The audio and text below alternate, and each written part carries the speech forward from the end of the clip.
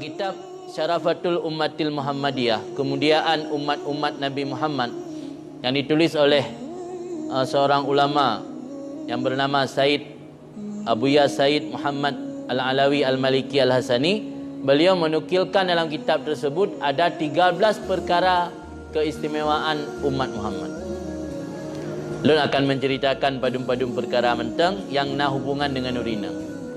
Salah satu uji iaitu menyo masa jamun urinang ketika truk masa menstruasi, yang mana siklus menstruasi yang terjadi setiap bulan. Umat awai gelarang mesapat urinang yang tengah berhaid, baik dengan suami maupun dengan keluarga. Sampai makan pun tidak boleh bersama. Tapi ketika datang ajaran Islam, Allah memberi kemudahan. Dalam salah satu hadis diriwayatkan, isna'u kulla syai' illan nikah. Wanita yang sedang menjalani masa haid, isna'u kulla syai', kata Rasul, buat apa saja illan nikah, kecuali hubungan intim. Orang yang tengah masa menstruasi yang hanjit gemu hubungan badan dengan suami, yang lain dumpu je, tidur bersama je, makan bersama je, dumpu je. Tapi nya umat awai hana. Umat awai jangankan berhubungan intim, duduk bersama, makan bersama gelarang. Urina ngedetruk masa menstruasi terisolasi punya umat awai. Nya ajarannya macam berlaku sampai orangnya. Lo yakin rata rumah orang payah pegak kamar khusus. Ina mereka jalan kampung-kampung yang na bangunan khusus iliket hat 20. Ya kau lima. WC. Tahu punya rumah-rumah jamun WC hanalah rumah. WC pada diubit leh, tajak ke di bab binih pagi ujung tak baru na WC. Punya ajaran umat awal macam berlaku orangnya, lebo kamar. Pertama WC, yang kedua ulama, ngawitik, yang ketiga tempat tinggal orang detruk men. Karena anjing mendapat dengan keluarga dalam masa men. Tapi orangnya hanali. Alhamdulillah dengan ajaran Islam, dengan rahmat yang gemeh oleh Rasulullah, Nabi kitanya Nabi Muhammad, kata terhapus. Kata terhapus puyang na ajaran umat awal. Urinang kiban ke angkat derajat oleh Allah, nya berakan sangat hina ketika truk masa menstruasi, berarti dalam fiturnya 12 ke payaduk dia bak rumah, bak kamar paling ujung, paling terasing. Lagi orang kena penyakit menular ke dia tetruk menstruasi. Anjing musapat pi. Andum umat awal. Kemudian nah salah satu dalam keistimewaan umat Muhammad iaitu Allah menyembunyikan dosa. Mungkin mio katanya sang hana yang luput daripada dosa. Mamandum pernah melaksanakan dosa. Umat awal ketika berdosa langsung tertulis pada pintu rumah. Tidak bisa disembunyikan. Tanya dah pubut dosa malam. Mutulis pada pintu rumah je. Si pulan melakukan dosa pulan. Jadi orang terlewat hijau kudai depu. Bocor je rahsia. Baik hijau kudai. Ikalanya rumah nyambut buklama. Itu bantu rumah lah ilam. Oman. Tagonya lah ilam kena. Itu bantu di bawah ujung je. Oh nya sama ke rumah bawah ujung mana. Tang pakat-pakat dua. Jadi mutulis pak. Bah pintu, atu pintu yang menulis dosa yang tak kerjakan. Tapi dengan datangnya Islam yang dibawa oleh Rasulullah, ajaran Islam getup oleh Allah aib ataupun dosa yang kita laksanakan. Maka dalam Islam sangat gemurkai kitanya yang membeberkan aib orang lain. Karena Allah sendiri getup aib hamba. Malah tidak orang yang berbuat dosa besar sekalipun, selama dosa yang dia kerjakan belum diketahui oleh orang yang memegang hukum ataupun pemerintah, dan tidak ada orang yang naik saksi atas perbuatan dosa dia, dalam agama disunatkan untuk som. Dan yang ada pebut dosa, mesti katakanlah dosa zina. Selama hana orang yang saksi pedro ya lapor bak mahkamah, disunatkan untuk menyembunyikan dosa, han gebi pegah bak orang lain. Sekalipun bak keluarga sendiri. Tapi dia taubat kepada Allah. Allah mentang gesom aib hamba. Kupu tanya tak beberkan, tak sampaikan orang lain. Kadang-kadang orangnya miris takalan. Sebahagian orang Muslim, muslimin, muslimat merasa senang dengan membeberkan aib.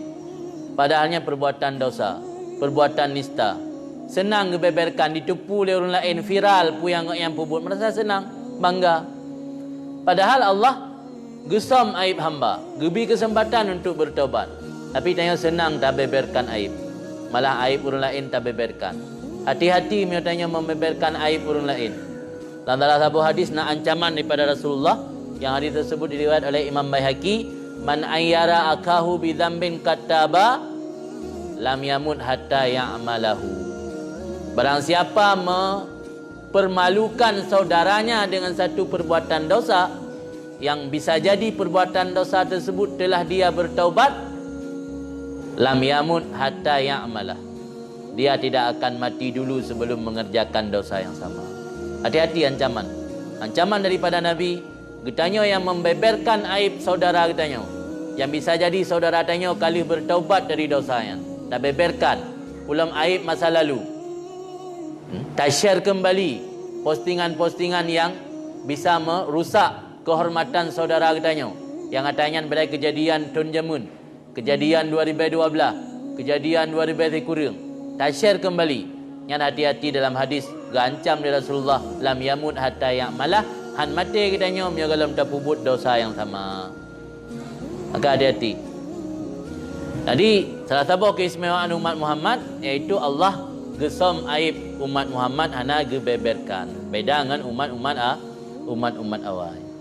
Kemudian dalam hal perbuatan dosa, beda adanya dengan umat awal. Umat awal baru diterima taubat melalui mati. Jamun urang asal kau pubut dosa, han diterima taubat nya kalau mati. Mah nak teruk mati manjalah. Harus bunuh diri. Hana hari bunuh diri ipo bagap. Maka lagi kaum Bani Israel kejadian di Sumah Hanik 5 baru diterima taubat oleh Allah dengan cara bunuh diri. Faqtulu anfusakum dalam Al-Quran. Geyupoh diri kita, diri masing-masing. Abu apoh cuco, poh nak kumun, nek poh cuco poh nek poh, habis kerara baru diterima taubat. Tapi umat Muhammad cukup dengan rasa penyesalan. Menyesal terhadap pu yang kali kerjakan dan tekad dalam hati tidak akan mengulangi lagi kalau terima taubat oleh Allah insya-Allah. Tapi umat awal hana li luar biasa keagungan dan kehormatan, kemuliaan yang Allah berikan kepada umat Muhammad. Kira-kira menyedumnan kehormatan, kemuliaan Allah berikan ke kitanya. Wajar hana kitanya merayakan acara Maulid. Wajar hana kitanya merasa senang dengan kelahiran sosok Nabi Muhammad.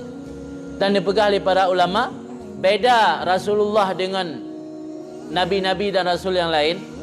Rasul yang lain adalah ata, pemberian daripada Allah kepada umat. Tapi Nabi Muhammad, Allah bukan menyebut dengan ata, tetapi disebut dengan hadiah. Apa beda hadiah dengan ata? Rasul dan Nabi yang lain ata, pemberian Allah untuk umat. Tapi Nabi Muhammad adalah hadiah. Apa beda?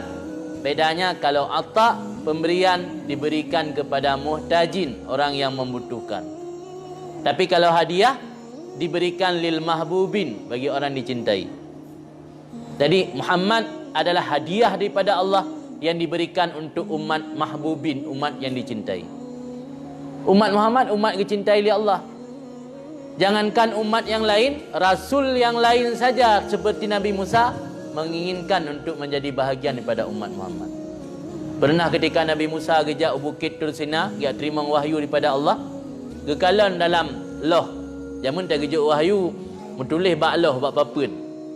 Gekalan dalam loh tertulis bahawa ana salah satu umat yang hidup di akhir zaman.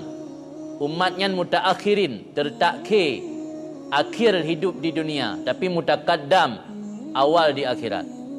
Karena yang awal tamang syurga umat Muhammad. Walau di dunia udip telat, tapi di akhirat awal tamang syurga. Jadi nak padum-padum yang disebut dalam loh, dalam papun tersebut tentang keutamaan dan keistimewaan umat Muhammad. Sehingga Nabi Musa ni laki, ya Allah ni jadikan umatnya umat lon. Seolah Allah hanjut yang umat Nabi Muhammad ke umat kata. Sehingga dia ni baca dalam kelebihan yang lain laki li Nabi Musa, ya Allah ni jadikan urungnya umat lon. Kepada permintaan Nabi Musa hana terpenuhi. Akhirnya Nabi Musa laki ba Allah, ya Allah ni jadikan urungnya umat lon, kaku ni jadikan lon umat Nabi Muhammad. Detak jawapan Allah hanjut digata baik talangkahi takdir lun. Lun kalun takdir gata sebagai rasul bagi Bani Israel. Baik alake gata sebagai umat Nabi Muhammad. Jadi Nabi Musa saja menginginkan menjadi bahagian daripada umat Muhammad. Kita yang ke Allah takdirkan menjadi bahagian umat Muhammad tidak merasa beruntung. Malah tidak merasa diri, tidak merasa menghargai keberadaan dan takdir Allah kita sebagai bahagian pada umat Muhammad. Inakah yang maksud li Rasul dalam salah satu hadis, halakam ru'un lam ya'rif qadrahu. Manusia itu ketika tidak mengetahui jati dirinya akan mengantarkan kepada kebinasaan. Katanya hana datai hana datupu katanya umat yang agung. Hana datai katanya mahbub orang yang dicintai oleh Allah. Sehingga Rasul yang dikirim katanya hadiahnya diberi oleh Allah kepada yang dicintai. Beda dengan Rasul awal. Rasul awal adalah pemberian Allah, bukan hadiah. Maka nyanyan tahayati rasa-rasa haji hana pantas nyatanya hana bergembira dengan kelahiran sosok Nabi Muhammad. Yang